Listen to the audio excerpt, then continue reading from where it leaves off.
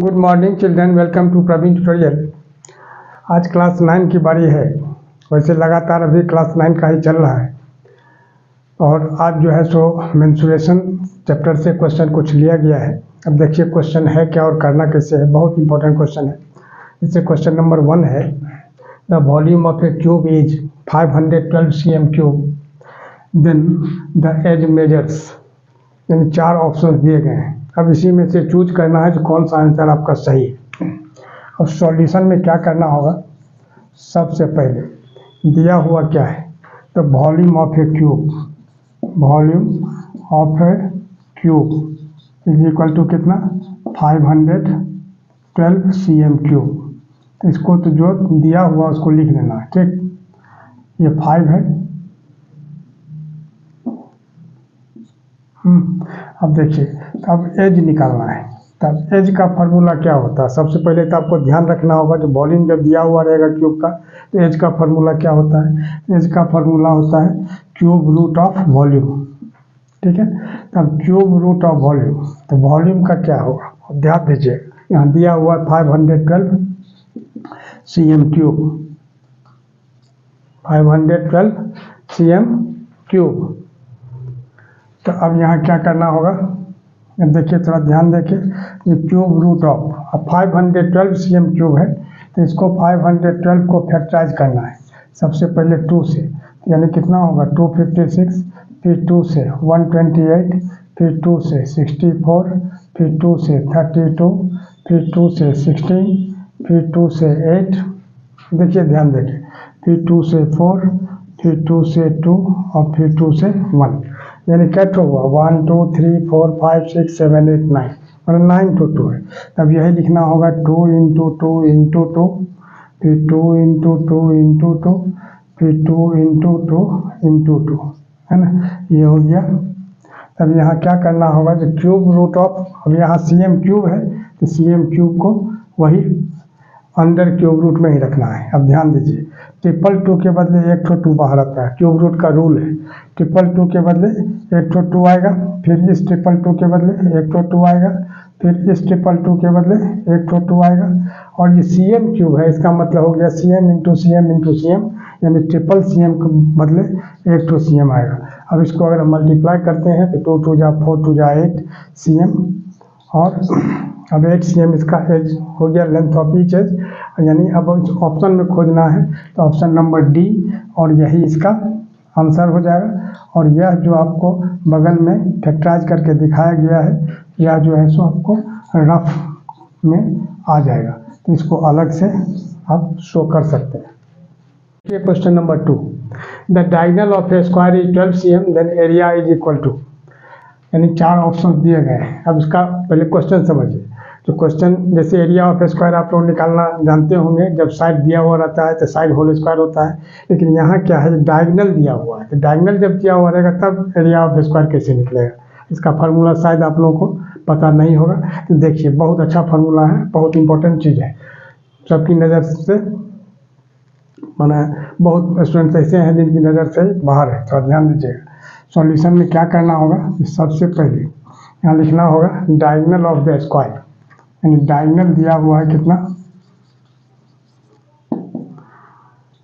12 cm, ठीक है। तो एरिया का होता है, एरिया सबसे पहले तो एरिया यहाँ लिख देना होगा, area is equal to what.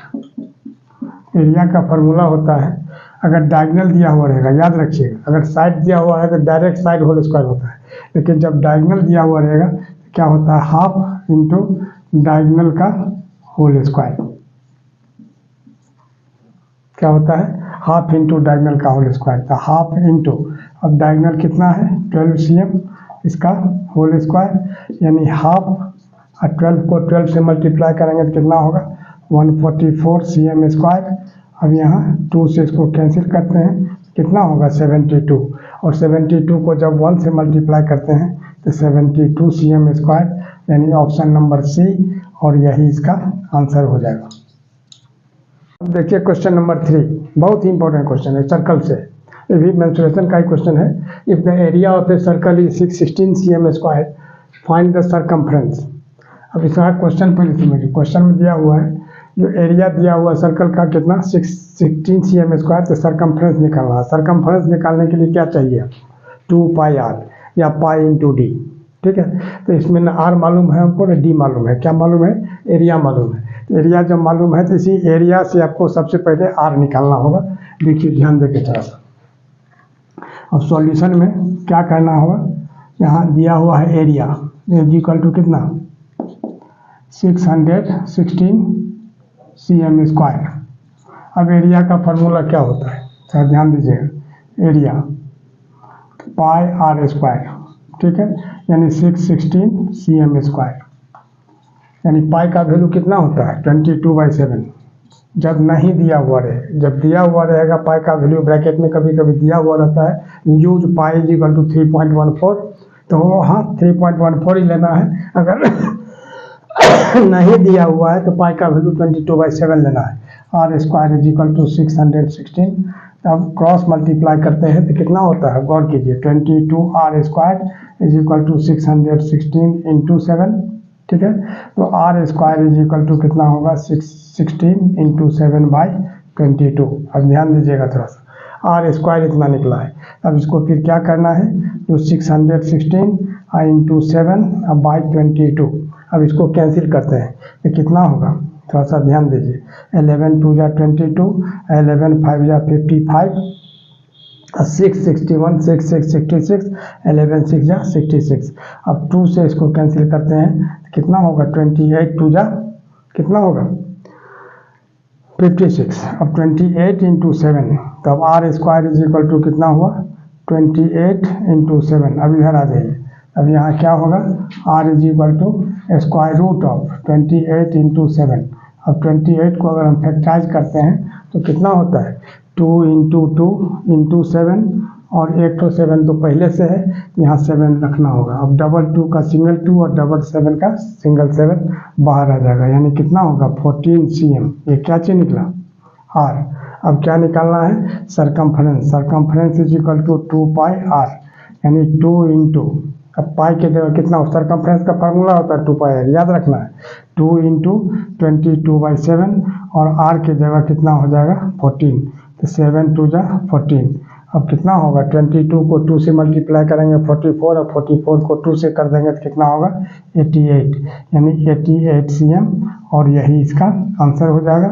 और इसी तरह का इंपॉर्टेंट क्वेश्चन का सीरीज लगातार हमारे बीच चलता रहे, इसके लिए आप लोग लाइक शेयर और सब्सक्राइब जरूर करें। धन्यवाद।